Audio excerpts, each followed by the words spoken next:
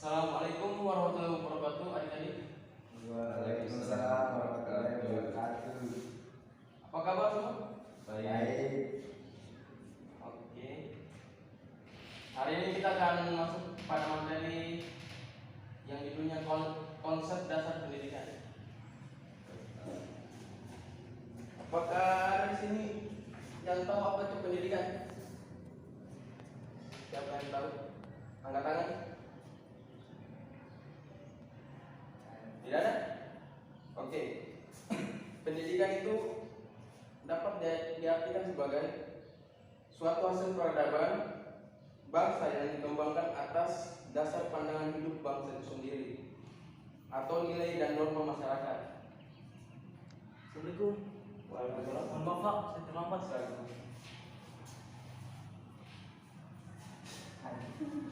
Oke, selanjutnya yang berfungsi sebagai filsafat pendidikannya atau sebagai cita-cita dan pernyataan tujuan pendidikannya. Di sini banyak pandangan para ahli, tapi saya akan ambil satu saja, yaitu menurut Edgar Dale. Edgar Dale menyatakan bahwa pendidikan adalah usaha sadar yang dilakukan oleh keluarga, masyarakat, dan pemerintah melalui kegiatan bimbingan pembelajaran dan latihan yang berlangsung di sekolah dan di luar sekolah sepanjang hayat untuk mempersiapkan peserta didik agar dapat mempermainkan peranannya dalam berbagai lingkungan hidup secara tetap untuk masa yang akan datang. Pemahaman dasar mengenai pendidikan ini antara lain sebagai berikut. Pertama, pendidikan sebagai proses transformasi budaya. Sebagai proses transformasi budaya, pendidikan diartikan sebagai kegiatan pewaris budaya dari satu generasi ke generasi yang lain. Misalnya, nilai-nilai kejujuran dan rasa tanggung jawab. Yang kedua, pendidikan sebagai proses pembentukan pribadi. Sebagai proses pembentukan pribadi, pendidikan diartikan sebagai suatu kegiatan yang sistematis dan sistemik terarah kepada terbentuknya kepribadian peserta didik. Proses pembentukan pribadi melalui dua sasaran, yaitu pertama, pembentukan pribadi bagi mereka yang belum dewasa oleh mereka yang sudah dewasa, dan pematangan bagi mereka yang sudah dewasa atas usaha sendiri. Ketiga, pendidikan sebagai proses penyiapan warga negara. Maksudnya di sini pendidikan sebagai penyiapan warga negara diartikan sebagai suatu kegiatan yang terencana untuk membekali peserta didik agar menjadi warga negara yang baik dan produktif. Yang keempat, pendidikan sebagai penyiapan tenaga kerja. Di sini yang dimaksud yaitu sebagai kegiatan membimbing peserta didik sehingga memiliki bekal dasar untuk bekerja. Pembekalan dasar berupa pembentukan sikap, pengetahuan, dan keterampilan kerja pada calon laureat. Ini menjadi misi penting dari pendidikan karena bekerja menjadi kebutuhan pokok dalam kehidupan manusia. Oke. Berikutnya kita akan masuk pada faktor-faktor pendidikan. Tapi sebelum saya lanjut, apakah ada yang ingin bertanya? Saya persilakan. Ingin bertanya? Oh, silakan. Tadi kan Bapak sudah menjelaskan tentang pembentukan pribadi siswa itu terbagi menjadi dua. Jadi di sini tadi saya kurang menyimak. Jadi saya minta Bapak bisa menjelaskan kembali tentang proses pembentukan pribadi siswa tersebut. Oke, baik. Saya akan menjelaskan kembali proses pembentukan pribadi siswa tersebut. Proses pembentukan pribadi melalui dua sasaran, yaitu pertama, pembentukan pribadi bagi mereka yang belum dewasa oleh mereka yang sudah dewasa, dan pematangan bagi mereka yang sudah dewasa atas usaha sendiri. masih ada yang mau bertanya? Siapa? Silakan Denny. Ya. Baik, kan Bapak tadi menjelaskan ada dua istilah yang dapat mengarahkan pada pemahaman, yakni kata pedagogik dan pedagogi. Jadi ada yang saya mau tanyakan di sini, apa pengertian dari pedagogik dan pedagogi? Baik Pak, terima kasih. Oke. Pedagogi bermakna pendidikan, sedangkan pedagogi berarti ilmu pendidikan. Oleh karena itu, tidaklah mengharapkan sikap pedagogi atau ilmu pendidik adalah suatu tatanan sistematis tentang pengetahuan, sikap, dan keterampilan bagi anak atau untuk anak sampai ia mencapai kedewasaan. Oke, masih ada lagi yang mau bertanya? Oke, saya akan lanjut pada materi berikut, yaitu faktor-faktor pendidikan. Dari mana? Kalau Bapak Pak. Hah? Kalau Bapak. Sekarang, duduk.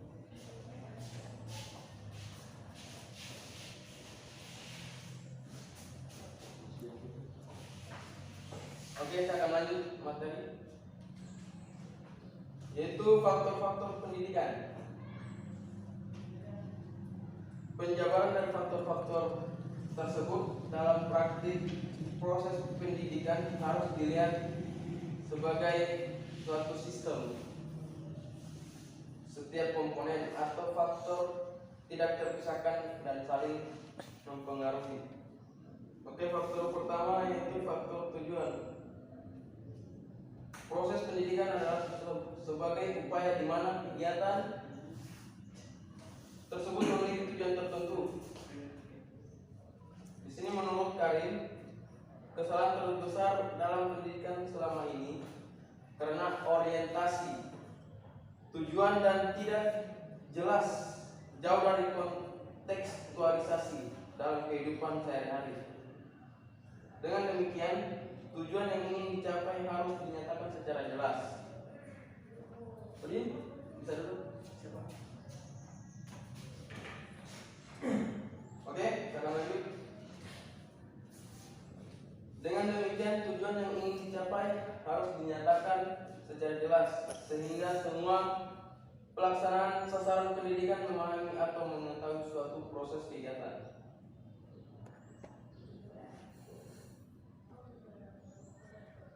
Ada yang di sini yang tahu yang dimaksud faktor tujuan di sini apa? Ada yang bisa jawab? Saya persilakan. Tidak ada. Oke, saya akan lanjut. Tujuan adalah usaha pencapaian oleh peserta didik tentang hasil praktik pendidikan, baik di lingkungan keluarga, sekolah maupun masyarakat secara luas. Dalam merumuskan suatu tujuan pembelajaran tertentu harus tetap mengacu pada tujuan pendidikan nasional. Selanjutnya, memperhatikan hal lain, misalnya yang berkaitan dengan kurikulum, lingkungan sosial, kebutuhan pasar, dan lain-lain. Dalam hal merumuskan tujuan, lanjut hasbullah sebaiknya dilakukan secara bertahap dan terukur. Misalnya tujuan umum, tujuan institusional, tujuan kurikuler, dan tujuan instruksional. Semua harus ditetapkan secara jelas, terarah, relevan dengan kondisi lingkungan peserta didik yang terukur. Di sini ada 6 macam-macam tujuan yang dipaparkan oleh Hasbullah. Pertama, tujuan umum. Tujuan umum merupakan tujuan yang menjiwai pekerjaan mendidik dalam segala waktu dan keadaan, dirumuskan secara universal. Tujuan kedua yaitu tujuan khusus, berupa pengkhususan dari tujuan umum dalam pengertian lain, yaitu memecahkan tujuan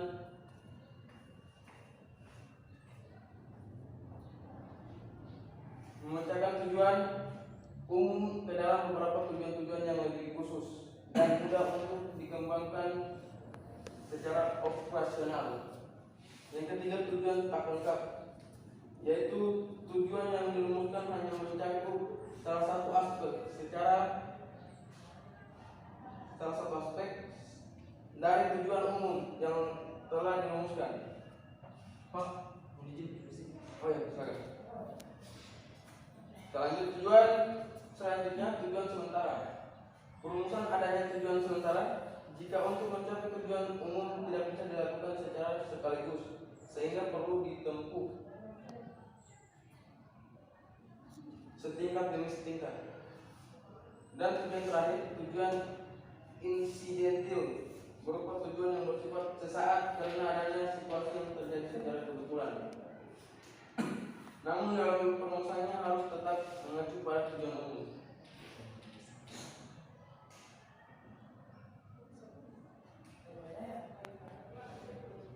Kedua, faktor pendidik. Kata pendidik adalah suatu yang biasanya sinonim dari kata pembimbing, pelatih, dan pengajar. Sehingga itu kerap kali asumsi pendidik seolah-olah hanya dilimpahkan kepada guru di sekolah. Sementara orang tua atau pihak lain yang sesungguhnya juga sangat menentukan bagi proses perkembangan anak, yang dimaksud perkembangan anak yaitu peserta didik, belum tentunya dipandang sebagai bagian yang memiliki peran penting dalam proses pendidikan. Banyak kasus yang menunjukkan bahwa jika seorang peserta didik melakukan kegiatan yang dianggap melanggar tata krama sosial, kesusilaan, membuat onar, dan sebagainya,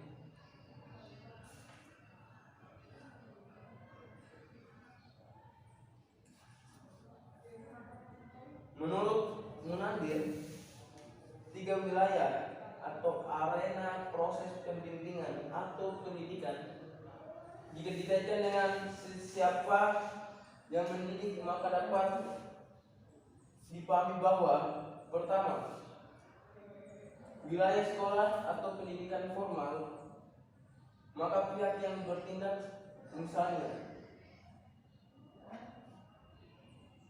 pendidik adalah guru. Kedua, arena pendidikan non formal, misalnya lembaga pelatihan yang ada pada lingkungan masyarakat, lembaga-lembaga kursus, organisasi-organisasi sosial dan kepemudaan,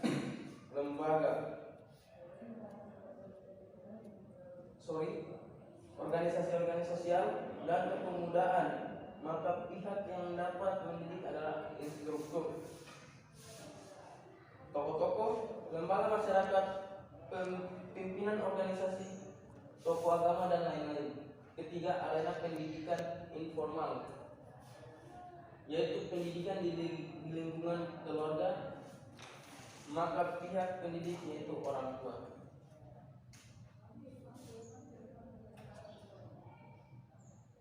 Menurut Hasbullah, pendidik adalah orang yang memiliki pertanggungjawaban untuk mendidik. Menurutnya, disadur dari Dewi Nugroho Hidayanto, ada 5 pihak yang memiliki peran vital sebagai pendidik, yaitu orang dewasa, orang tua, guru, pimpinan masyarakat, dan pemimpin agama.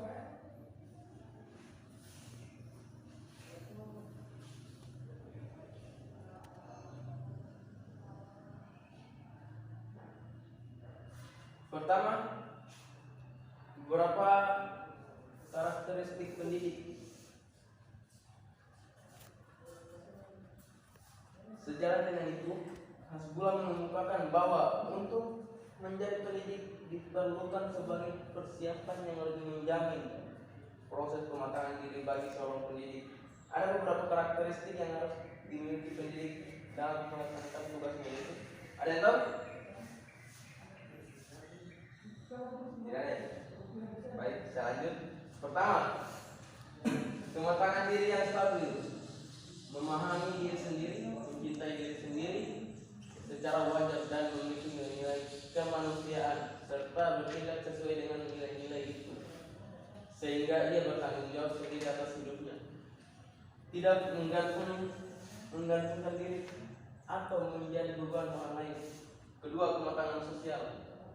Kematangan sosial yang stabil. Dalam hal ini, seorang pendidik dituntut mempunyai pengetahuan yang cukup tentang masyarakatnya dan mempunyai kecakapan membina kerjasama dan dengan orang lain. Yang ketiga, kematangan profesional atau kemampuan mendidik, yakni menaruh perhatian dan sikap cinta terhadap anak didik serta mempunyai pengetahuan yang cukup tentang latar belakang anak didik dan perkembangannya, memiliki kecakapan dalam menggunakan cara-cara mendidik, dan ada guru sebagai pendidik formal. Menentukan karakteristik guru pendidikan formal juga harus berbasis pada ketentuan formal.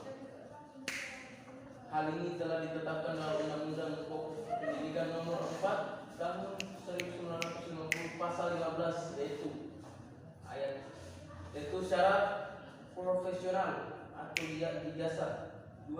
Syarat biologis atau kesehatan jasmani. 3. Syarat psikologis, kesehatan mental. Dan terakhir syarat pedagogis, didaktis atau psikologis pendidikan. Selain syarat tersebut juga disebutkan dalam UUS TN nomor 2 tahun 1989 pasal 28 ayat 2 disebutkan bahwa untuk dapat ditangkap sebagai tenaga pengajar, yang bersangkutan harus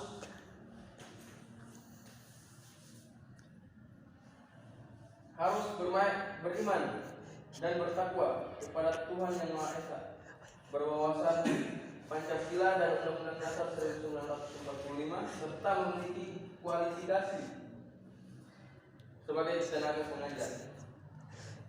Sebagai penunjang